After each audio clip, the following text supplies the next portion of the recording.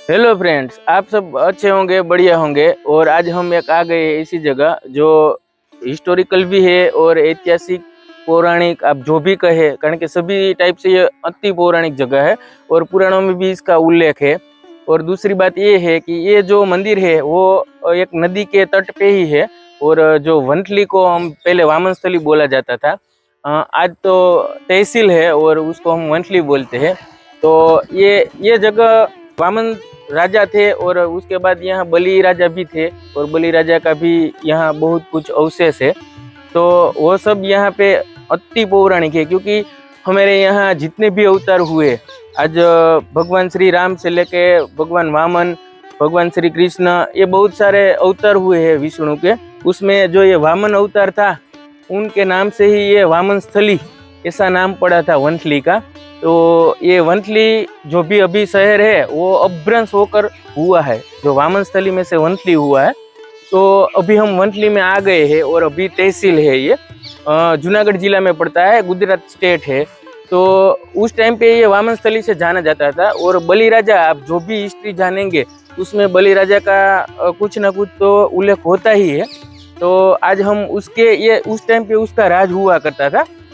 तो यहाँ वामन स्थली में बलि राजा का राज हुआ करता था और तब से लेकर आज तक ये यहाँ ऐसे ही पौराणिक जगह है जो पुराणों में भी इसका उल्लेख है।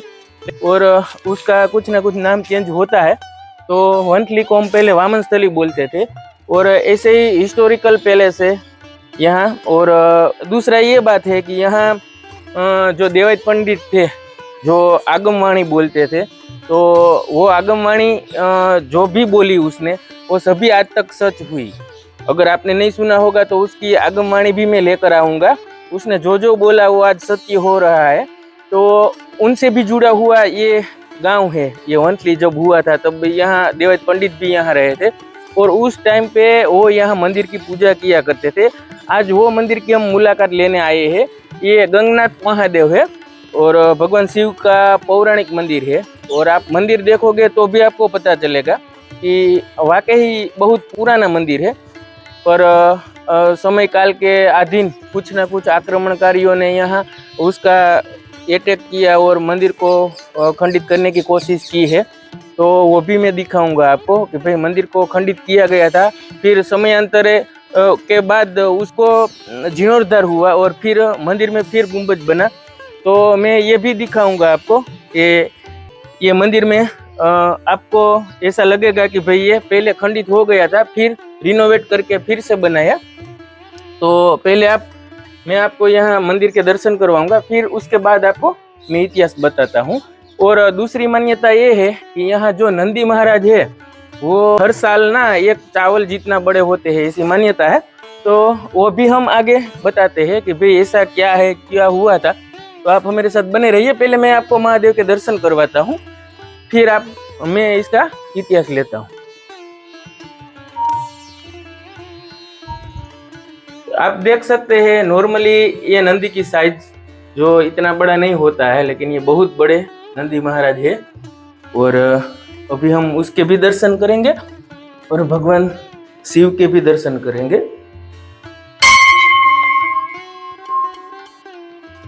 ये पौराणिक मंदिर जो कछुआ है, ये सब गर्भगृह में बैठे हुए हैं और दोनों साइड भी मूर्तियां लगी हुई है।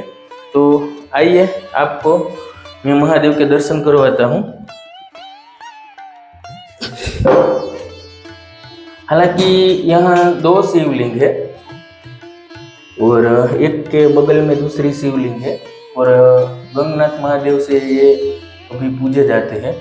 और देवायत पंडित जो मैं बोल रहा था वो भी यहाँ पूजा करने आए थे। और भगवान स्वामीनारायण जो नीलकंठ वर्णी जिसको हम बोलते हैं, वो जब विचरण में निकले थे तब यहाँ से पीपलाना है, वहाँ जाते थे, तब ये रास्ते में यहाँ आए थे और भगवान स्वामीनारायण भी यहाँ रुके थे और यहाँ सूरज कुंड में स्नान भी किया था।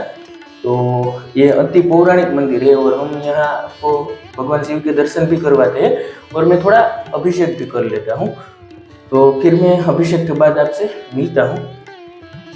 ओम द्रंबकम यजामहे सुगंधिं पुष्टिवर्धनम् उर्वारुकम्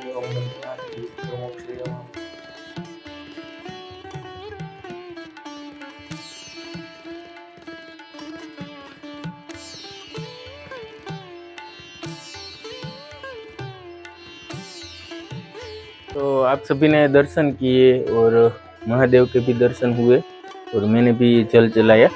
लेकिन यहाँ आप देख सकते हैं ये जो मंदिर का हिस्सा है वो दो हिस्सों में बटा हुआ है और ये अति पौराणिक है जो आधा आप देख रहे हो, और उसके बाद का ऊपर का है वो रिनोवेट करके फिर से बनाया गया है, क्योंकि कुछ टाइम इसे मंदिर को रखा हुआ होगा और फिर जाके फिर उसका जो कलश है वो बना होगा, क्योंकि विधर्मियों के कारण शायद यह मंदिर खंडित हो गया होगा, या तो फिर यहाँ एक नदी भी बहती है जो उबेन नाम से जानी जाती है, और 1983 में यहाँ बहुत सारा पानी आया था क्योंकि अतिवृष्टि के कारण।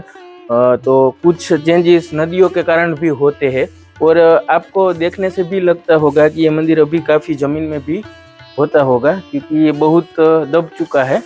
और मैंने सुना है तब तक ये मंदिर को पहले दबा हुआ ही मानते थे, फिर ये निकला तो ये आधा था, फिर उसको रिनोवेट करके इसे बनाया गया है। लेकिन आप ये पत्थर देखेंगे ना तो आपको पता चलेगा कि ये बहुत पुराना पत्थर है। लेकिन फिर जाके खंडित मंदिर को हम नहीं रखते और उसमें भगवान की पूजा नहीं होती है, तो उसको जीर्णोद्धार करके और मंदिर में फिर से प्राण प्रतिष्ठा होती है, तो फिर से ये किया गया है रिनोवेशन। और ये मंदिर आज भी ऐसे ही आधा पुराना है और बाकी का जो भी है वो आपको देख सकते हैं वो नया बना हुआ है, लेकिन अभी पूर्ण मंदिर है क्योंकि ऊपर कलश लगा हुआ है और भगवान की जीर्णोद्धार भी हो चुका है, तो प्राण प्रतिष्ठा होने के बाद वो फिर से पूजनीय हो जाता है। यहाँ से भी आप देख सकते हैं ये मंदिर कटा हुआ है और ये गर्भगृह से बाहर निकल के दूसरा गुंबज है वो फिर से बना हुआ है, मतलब कि कुछ अवशेष अति पौराणिक है आधा मंदिर और आधा फिर से बना हुआ है। और ये नंदी महाराज भी आप देख सकते हैं, नॉर्मली जो भी नंदी होते हैं उनसे भी बहुत बड़े हैं, और कुछ ऐसा भी मैंने सुना है कि पहले ये नंदी बहुत बड़े थे लेकिन इसका सर उस टाइम किसी यहाँ आक्रमणकारियों ने ऐसे इसको खंडित कर दिया था, फिर वही पत्थर में से फिर से बनाया है। इसलिए आपको ये मुख दिख रहा है लेकिन गर्दन और वो भाग बहुत बड़ा है जो होना चाहिए उनसे। और अभी भी मान्यता है कि हर साल ये एक चावल जितना नंदी बड़े होते हैं, साइज में बड़ा होता है। आप देख सकते हैं नॉर्मल से बहुत बड़े दिख रहे हैं, तो बहुत कुछ मान्यताएं भी जुड़ी हुई है और अति पौराणिक भी मंदिर को माना जाता है। और कुछ समय पहले यहाँ फकीरी जो भी बाबा थे वो यहाँ रहते थे और यहाँ की पूजा अर्चना करते थे, उसका भी धूणा है और उसके साथ उसकी बहन भी यहाँ थी। और कुछ समय साथ रहने के बाद जब वो बाबा ने बोला कि अब मेरा समय आ गया है और मैं ये जगह छोड़ने वाला हूँ, तब उसकी बहन भी बोली कि भैया मैं भी इस जगह को त्याग करूँगी, और उसने यहाँ जिंदा समाधि ले ली। तो उसकी समाधि भी यहाँ पे है, वो भी हम आपको दिखाएंगे। और ये जो आप मंदिर का छोटा सा मंदिर बना हुआ है वो उसी की समाधि का एक भाग है, तो आप देख सकते हो कि वहाँ पे उसने जिंदा समाधि ले ली थी। तो बहुत कुछ इतिहास यहाँ से जुड़ा हुआ है और अति पौराणिक मंदिर है। तो ये सब आज भी रिनोवेट करके अभी पूजा चालू है। बाकी स्वामीनारायण भगवान भी यहाँ आए थे और देवैत पंडित जिसको हम 850 साल के करीब पहले हुए थे यहाँ वंथली में, और तब उसने बहुत सारी आगमवाणियाँ कही थी कि ये होगा आने वाले टाइम में, और आज भी ये सब सच हो रहा है। एक लोग में अगर आप लोगों के वो जाननी है आगमवाणी कि भाई देवैत पंडित ने क्या क्या कहा था और क्या क्या हो रहा है, वो आप चाहते हैं तो मैं आगे ये लोग लाऊंगा, लेकिन आप लोगों को ये इसके लिए मुझे कमेंट करनी पड़ेगी कि भाई हमें ये जानना है कि भाई क्या क्या आगमवाणी की थी और देवैत पंडित कौन थे। शायद आपको पता ना हो तो वो भी मैं बताऊंगा, तो उसके लिए आपको कमेंट करनी पड़ेगी, मैं आगे वो भी लाऊंगा। तो यहाँ मुझे बहुत अच्छा लगा, और यहाँ बगल में ही नदी का तट है जो उबेन नदी से जाना जाता है। और जब बलि राजा का राज हुआ करता था तब से यहाँ तक ये बहुत अति पौराणिक मंदिर, यहाँ उसके बहुत सारे अवशेष आज भी मिल रहे हैं, तो वो नदी को भी हम दिखाएंगे अभी, तो आप हमारे साथ बने रहिए। तो अभी हमने दर्शन किए और यहाँ की जो भी हिस्ट्री थी वो जानी, और ये जो मंदिर है वो यहाँ एक नदी के तट पे है, तो यहाँ तट पे इसका घाट भी बना हुआ है जो गंगनाथ महादेव के नाम से ही है। तो पहले हम वो घाट पे जाते हैं और वहाँ नदी का जो व्यू है वो भी देखते हैं। तो प्लीज आप हमारे साथ बने रहे। यहाँ से आगे जाना पड़ेगा, थोड़ा दूर है। जो हम क्रॉस कर रहे हैं ना, वो रेल की पटरियाँ थी पहले, जो 1983 में ये बंद हो गया, क्योंकि यहाँ से पोरबंदर रूट की जो मीटर गेज ट्रेन थी वो चलती थी पहले, लेकिन उस टाइम पे यहाँ ये जो होनारत हुआ और बहुत पानी आया था, तो यहाँ सब जमीन में बहुत नुकसान हुई थी। उसके बाद शायद वो ट्रेन बंद हो गई, मुझे तो याद भी नहीं है कब बंद हुई, लेकिन पहले यहाँ मीटर गेज ट्रेन थी वो चला करती थी, तो उसका ही वो एरिया था। और यहाँ से अब नदी के घाट पे हम जा रहे हैं। आप देख सकते हैं यहाँ पूरे पेड़ पौधे लगे हुए हैं जंगल की तरह।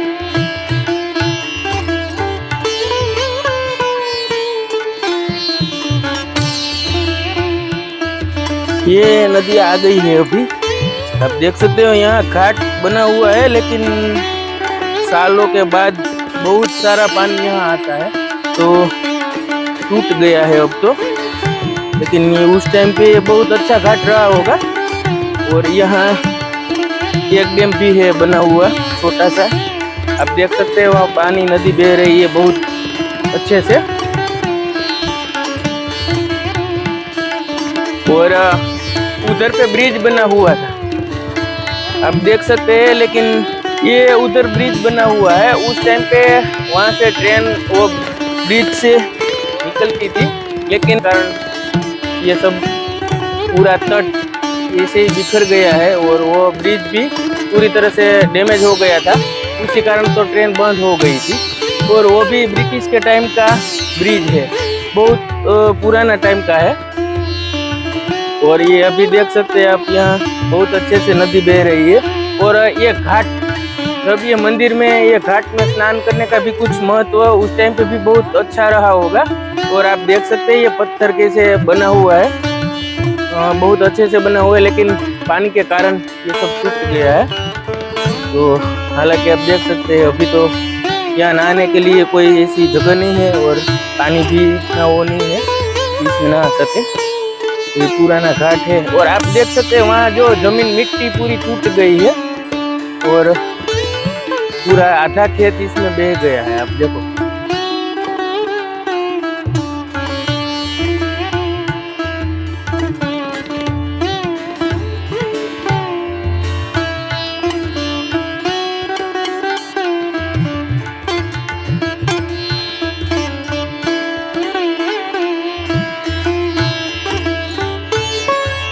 हमने आपको घाट भी बताया और ये मंदिर का परिसर है।